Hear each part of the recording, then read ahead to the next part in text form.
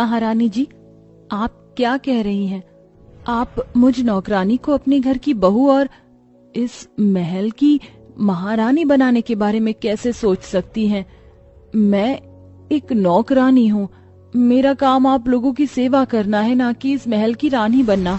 मैं तो कभी सपने में भी इसके बारे में नहीं सोच सकती। तुम इस महल की एक नौकरानी रही हो, लेकिन आज हम तुम्हें अपनी बहू और इस महल की रानी बनाना चाहते हैं। अगर ये प्रस्ताव राज्य की किसी भी लड़की को जाता तो वो कब का इस प्रस्ताव को अपना लेती। आप सत्य कह रही हैं, लेकिन मैंने कभी ऐसा कुछ भी नहीं सोचा है। पारुल, तुम क्यों खुद को अब इस महल की नौकरानी मान रही हो, जब हम तुम्हें इस महल की महारानी बनाना चाहते हैं? हम सभी तुम्हें बहुत पसंद करते हैं और दिल से चाहते हैं कि तुम इस महल की महारानी बनो।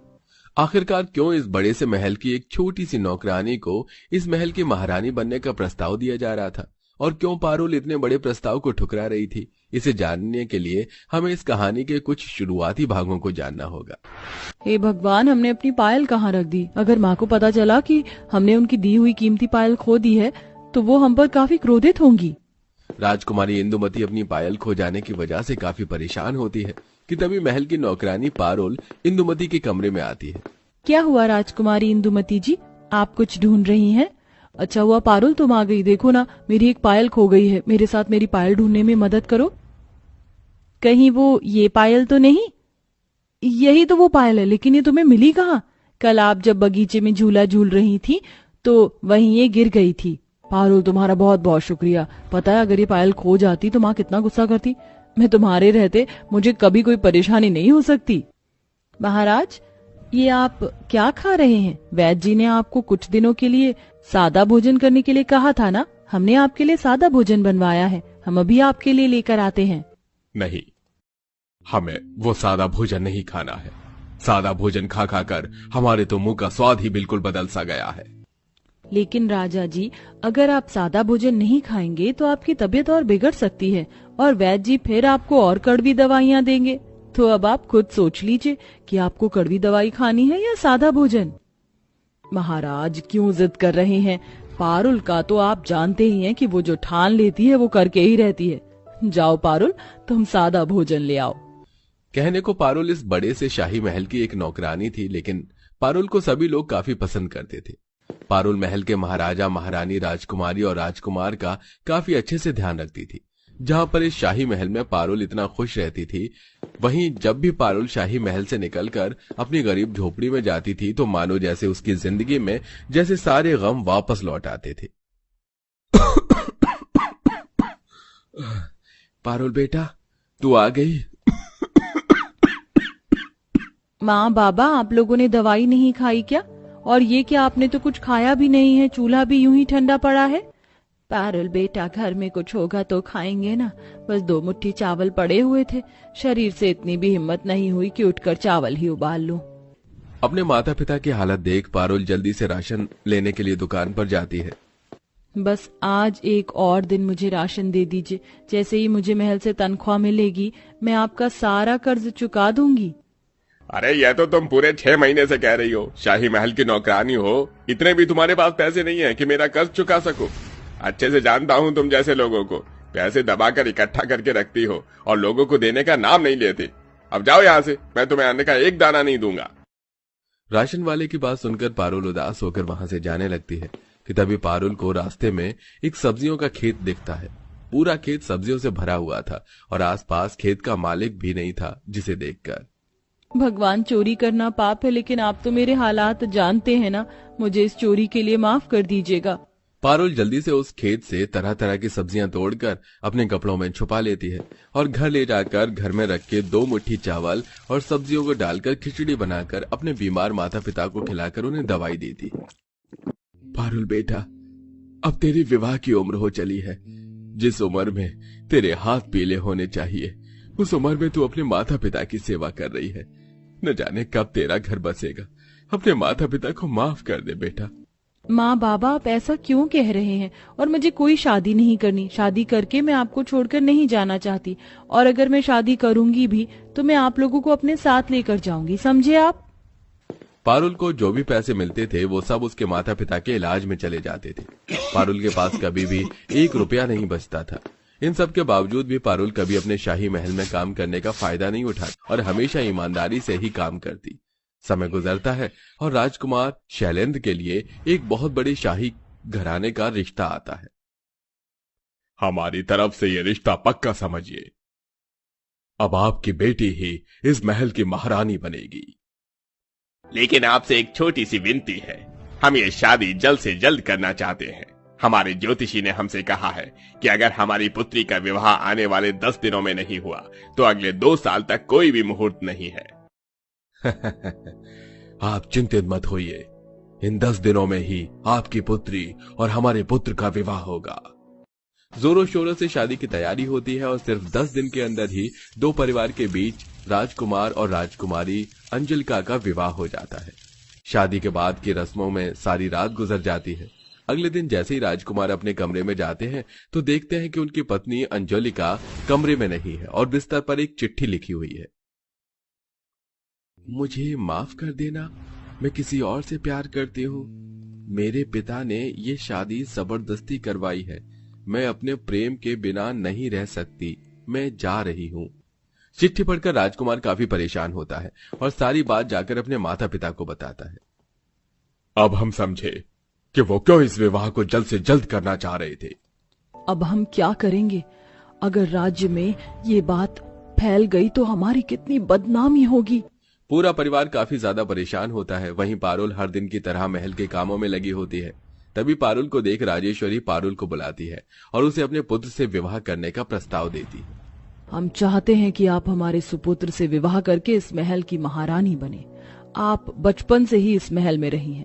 आपको हम सभी के बारे में हर एक जानकारी है। आपको सबका काफी ख्याल है, इसलिए हम आपको अपनी बहू बनाना चाहते हैं। आपसे ज्यादा अच्छा हमारे इस महल को कोई नहीं संभाल सकता। रानी जी, आप ये क्या कह रही हैं?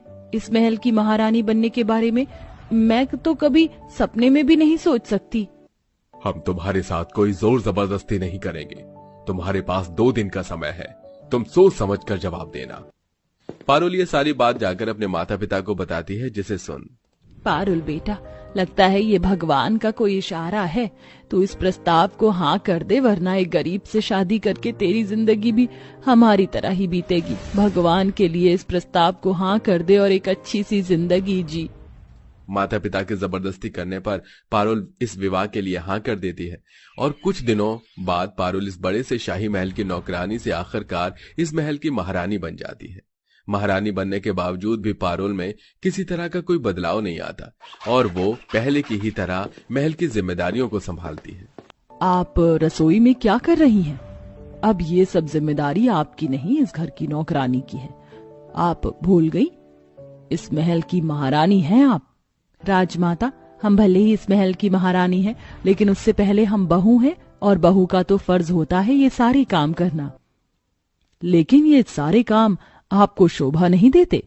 हमें तो ये सारे काम करना बहुत पसंद है। आप जाकर आराम करिए, हम आपके लिए हर बार की तरह आपका मनपसंद खाना बना कर लाते हैं। पारुल का ऐसा बर्ताव देख राजेश्वरी मन ही मन काफी खुश थी। महारानी बनने के बाद भी पारुल पहले की तरह ही सबके साथ अच्छी तरह से बर्ताव करती थी और ऐसे ही कुछ दिन गुजर जाते हैं। तभी एक दिन, माँ, बाबा, आप लोग यहाँ? पारुल बेटा, हमें महाराज और राजमाता ने यहाँ बुलाया है। वो चाहते हैं कि हम लोग अब से यहाँ तुम्हारे पास रहें। सुमलता इतना बोलती है कि तभी वहाँ महाराजा और राजमाता आते हैं। पारुल, आपने हमें कभी बताया नहीं कि आप किस स्थिति में अपने माता पिता के साथ रहती हैं। शादी के बाद भी आप में कभी कोई बदलाव नहीं आया। पहले की ही तरह आप सादगी तरीके से रहती हैं। हम आपसे बहुत प्रसन्न हैं, इसलिए हम चाहते हैं कि अब से आपके माता पिता भी इस महल में रहें। अब एक परिवार बनकर एक साथ इस शाही महल में रहेंगे। राजा रानी की बात सुनकर पारुल काफी खुश होती है, जिसके बाद अब पारुल अपने माता पिता के साथ उस शाही महल में एक महारानी बनकर सारे फर्ज को अच्छे से निभाते हुए हंसी खुशी रहती है। तारा, मेरा मन नहीं कर रहा है बर्तन धोने का। अरे तो पहले बोलती ना, चल भाग लेते हैं, बाहर घूम के आएंगे। तारा भाग, माँ आज फिर चप्पल लेकर आ रही है हमें मारने। और भाग के एक पेड़ के नीचे बैठ जाते हैं, जहाँ दोनों आपस में बातें करते हुए कहती हैं, बाल बाल बची आज तो, वरना फिर से माँ से चप्पल पड़ती। हाँ मेघना, आज तो बच गए। जहां तारा और मेघना पेड़ के नीचे बैठ चैन की सांस ले रहे थे, वहीं दूसरी तरफ उन दोनों की माँ हाथ में चप्पल लेकर आपस में बातें करते हुए कहती हैं, बाप की गरीबी से हालत खराब हो रखी है और इन दोनों की फुटानी ही खत्म नहीं होती। हाँ फूल देवी, सही कह रही हो तुम। ये दोनों दोस्त एक नंबर की चालाक हो गई हैं। देखा कैसे चकमा देकर भाग गई दोनों। मेघना, तुझे नहीं लगता कि हमारी लाइफस्टाइल बहुत ही खराब है? क्योंकि हम गरीब हैं, हमें भी अमीर होना चाहिए था। हमारे पास भी खूब पैसे होते तो आज हमारी लाइफस्टाइल बहुत अच्छी होती। हाँ तारा, तुम सही कह रही हो। मुझे भी अपनी लाइफस्टाइल चेंज करनी है, जिसके लिए मैं बहुत मेहनत कर रही हूँ और बहुत स्टडी कर रही हूँ। देखना, एक दिन मैं अपनी लाइफस्टाइल अपने दम पर बदलूंगी और ये गरीबी का टैग मेरे ऊपर से हट जाएगा। हाँ, पर उसके लिए पढ़ने की क्या जरूरत है? एक अच्छे से लड़के को लेकर रईस लड़के को पसंद कर ले और उससे शादी कर ले। रातों रात तेरी लाइफस्टाइल चेंज हो जाएगी और गरीबी का टैग भी हट जाएगा। शॉर्टकट कहते हैं इसे। ना बाबा ना, मैं ये शॉर्टकट नहीं करने वाली। मैं अपने दम पर करूंगी सब कुछ। मेघना और तारा दोनों ही अपने गरीब लाइफस्टाइल से बहुत परेशान थी और दोनों को ही अमीर होना था। जहां मेघना दिन रात मेहनत कर रही थी, वहीं तारा एक सुंदर से रईस लड़के को पसंद करती है। फूल देवी भी रईस लड़के को देखकर तारा के कहने पर उसकी शादी उससे कर देती है। वहीं दूसरी तरफ मेघना दिन रात मेहनत करती है, लेकिन कोई भी अच्छी जॉब न मिलने की वजह से उसकी माँ अब उसकी शादी एक गरीब लड़के से करवा देती है। तारा और मेघना का गृह प्रवेश होता है। वाह, क्या आलीशान ससुराल है। यहाँ तो नौकरों की भी लाइफस्टाइल बहुत अच्छी है। ये कैसा ससुराल मिला है? इनकी लाइफस्टाइल तो मेरे मायके वालों से भी बहुत बुरी है। अब दोनों की ही लाइफस्टाइल बदल चुकी थी। जहां तारा को अमीर ससुराल मिला था, वहीं मेघना को एक गरीब ससुराल मिला था।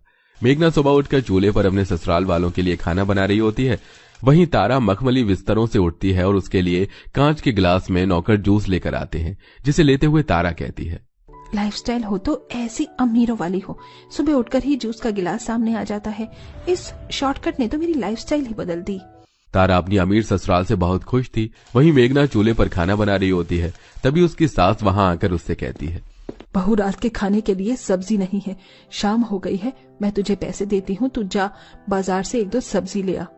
अपनी सास की बात सुनकर मेघना थैला और पैसों को लेकर बाजार की तरफ आती है और रास्ते में अपने ससुराल वालों पर गुस्सा करते हुए कहती है, हाँ बस इसीलिए तो रह गई हूँ मैं। दिन भर चूल्हे पर खाना बनाऊं और फिर सब्जी भी लेने जाऊं। पढ़ाई लिखाई सब चौपट हो गई मेरी यहाँ पर। इस ससुराल में तो मेरी पूरी लाइफस्टाइल बदतर हो चुकी है। तभी मेघना के सामने से एक बड़ी सी कार गुजरती है, जिसमें उसकी दोस्त तारा होती है। तारा कार के विंडो से मेघना को देख लेती है और उतरकर उसके पास आती है। मेघना, तुमने ये कैसी हालत बना रखी है? अपनी शादी के बाद तो तुम्हारी लाइफस्टाइल बिल्कुल ही बकवास हो गई। मेघना, तुम तो इतना पढ़ाई लिखाई करती थी जिससे तुम्हें एक अमीर ससुराल मिले। क्या हुआ इतना पढ़ लिख कर? ना तो अच्छा ससुराल मिला, ना ही सुख चैन। इसलिए कहा था ना, एक रईस लड़का देखकर शादी कर लो, तुम्हारी लाइफस्टाइल बदल जाएगी, तुम भी अमीर हो जाओगी। लेकिन नहीं, तुमने तो पढ़ना था, पढ़ो अब। तारा इतना कह के अपने कार में बैठती और वहां से चली जाती है। मेघना को तारा की बातें सुनकर बहुत बुरा लगता है और वो निराश होते हुए अपने घर आती है। खाली थैला देखकर उसकी सास सुमित्रा कहती है, क्या हुआ मेघना बहू, तुम तो सब्जी लेने गई थी पर तुम खाली थैला लेकर वापस आ गई। तुम ठीक तो हो ना? माँ जी, मैं ठीक हूँ। मेघना इतना कहकर अपने कमरे में चली जाती है और मुंह लटकाकर बैठी होती है। सुमित्रा को उसकी बातें सुनकर उसकी बहू जरा भी ठीक नहीं लगती। कुछ देर बाद उसका पति अविनाश, जो ठेले पर फल बेचा करता था, अपना ठेला लेकर घर आता है। तभी उसकी माँ मेघना के बारे में बताती है और वो फौरन कमरे में जाता है। मेघना, तुम ठीक तो हो ना? माँ कह रही थी तुम सुबह से उदास हो, क्या हुआ बताओ ना। मेघना अपने दोस्त तारा के बारे में सब कुछ अपने पति अविनाश को बताती है। अविनाश जी, मुझे भी अपनी लाइफस्टाइल अब चेंज करनी है। मैं इस तरीके से अपनी जिंदगी नहीं निकालना चाहती। मुझसे जितना होगा मैं वो सब तुम्हारे लिए करूंगा। बताओ मुझे क्या करना है, मैं कैसे तुम्हारी मदद कर सकता हूँ? मुझे अपनी आगे की पढ़ाई कंप्लीट करनी है, मैं पढ़ना चाहती हूँ। पीछे खड़ी सुमित्रा ये सारी बातें सुन रही होती है और वो अपनी बहू के कंधे पर हाथ रखते हुए कहती है, ठीक है बहू, तुम अपनी आगे की पढ़ाई करो, हम दोनों माँ बेटे मिलकर तुम्हें पढ़ाएंगे। मेघना के ससुराल वाले बहुत अच्छे होते हैं। वो दिन रात मेहनत करके मेघना को पढ़ाते हैं। अविनाश दिन भर ठेलों पर सब्जियां बेचता है और सुमित्रा लोगों के घर में बर्तन मांजकर पैसे कमाती। वहीं मेघना दिन रात मेहनत कर रही थी। ऐसे ही समय गुजरता है और मेघना की मेहनत रंग लाती है और मेघना एक ह्यूमन रिसोर्स मैनेजर बन जाती है और अब मेघना की लाइफस्टाइल पूरी तरीके से चेंज हो जाती है। छोड़ दीजिए, मुझे दर्द हो रहा है, चोट लग रही है।